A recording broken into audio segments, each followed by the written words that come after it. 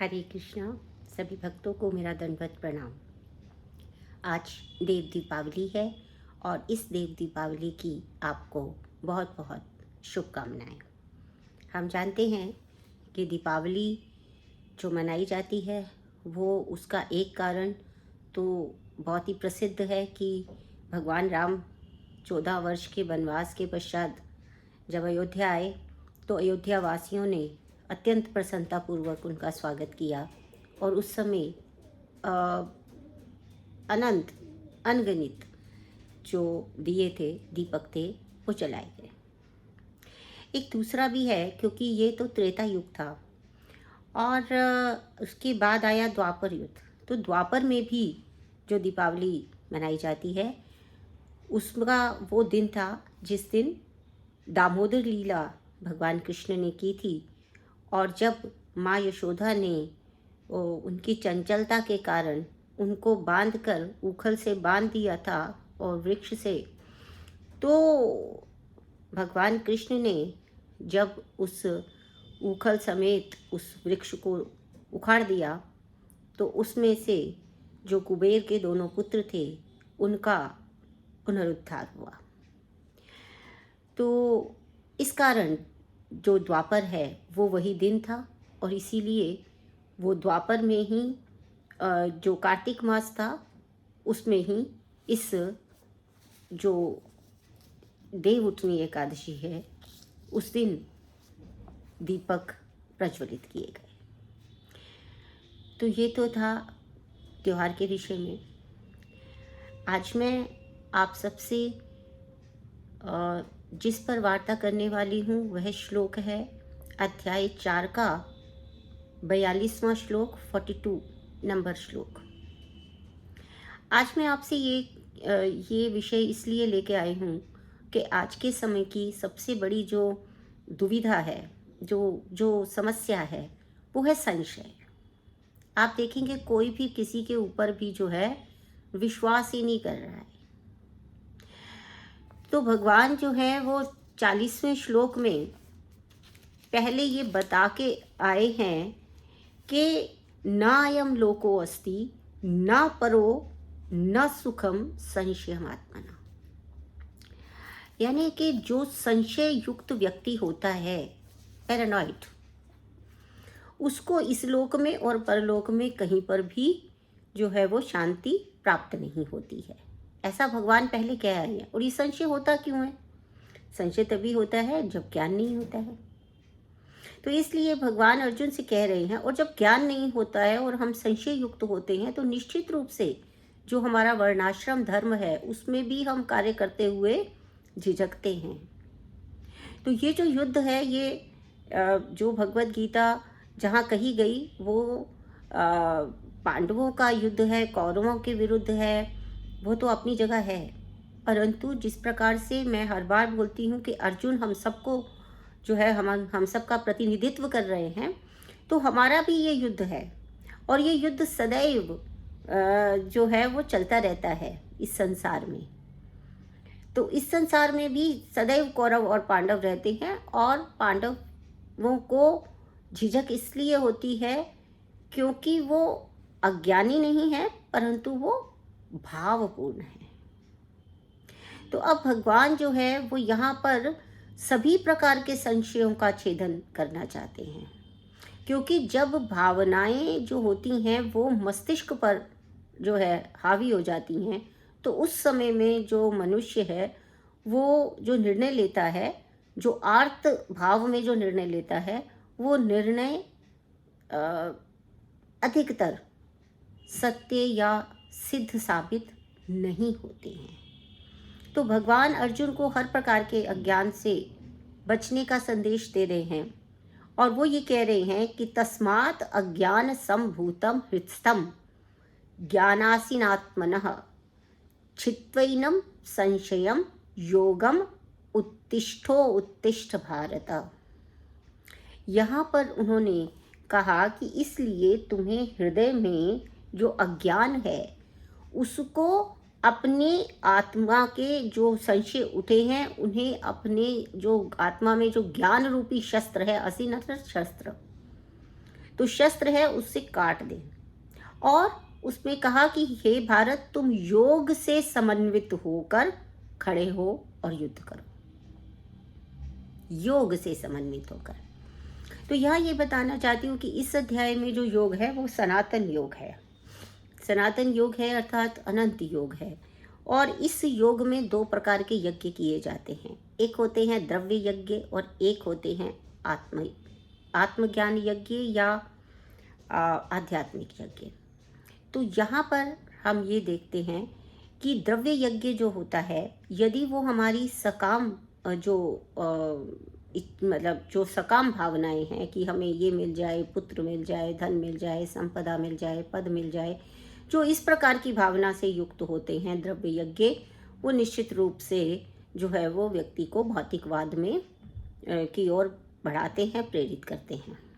और दूसरा होता है आध्यात्मिक या आत्मयज्ञ, जो यज्ञ आत्म साक्षात्कार के लिए किया जाता है। अर्थात जिस यज्ञ का उद्देश्य ये है कि हम अपनी जो वास्तविक स्थिति है उसको पहचान सके और वस्तुतः वास्तव में हमारे भगवान के साथ में क्या संबंध है इसको समझ सके, वो आत्म यज्ञ है या आध्यात्मिक यज्ञ है। तो इस प्रकार से जो आत्मबोध है वही सभी प्रकार के यज्ञों का जो है वो मूल भावना है, या सभी प्रकार के यज्ञों का मूल उद्देश्य है आत्मबोध कराना। तो यहाँ पर भगवान यहाँ पर जो है क्या संदेश देना चाह रहे हैं कि अज्ञान क्या है, जो गीता के उपदेशों को नहीं समझता है अथवा गीता के उपदेशों पर वो जो है विश्वास नहीं करता है, उसमें संशय रखता है। अर्थात शास्त्र में जो संशय रखता है वो व्यक्ति कभी भी आत्मयज्ञ नहीं कर पाता है, क्योंकि वो अज्ञान से आवृत है, यानी कि प्री ऑब्सेस्ड, प्रिजुडाइज्ड है ना। तो जब हम किसी भी बात के लिए प्रिजुडाइज्ड होते हैं, पहले से ही हम जजमेंट करके चलते हैं कि कुछ नहीं है, ऐसे ही बेकार की बातें, क्या मिलेगा ये सब पढ़ के, क्या करेंगे आत्मा और परमात्मा के विषय में जान के, अच्छा भला घर चल रहा है, परिवार चल रहा है, समाज चल रहा है, सब कुछ चल तो रहा है, क्या करेंगे ये सब जान के, क्या फ़ायदा इस सब का, मृत्यु के बाद तो शून्य हो जाना है, सब कुछ खत्म। तो जब तक यावत जीवेत घृतम पीबेत। तो इस प्रकार की भावना वाले लोग जो हैं वो अज्ञानी हैं, और जो भगवत गीता के उपदेशों को नहीं समझ सकता है वो निपट मूर्ख है, क्योंकि भगवान ने ये उपदेश, भगवान की ये स्वयं की वाणी है, और भगवान अपने सभी भक्तों को उस अज्ञान से हटाकर ज्ञान की तरफ ले जाकर उनका उद्धार करना चाहते हैं।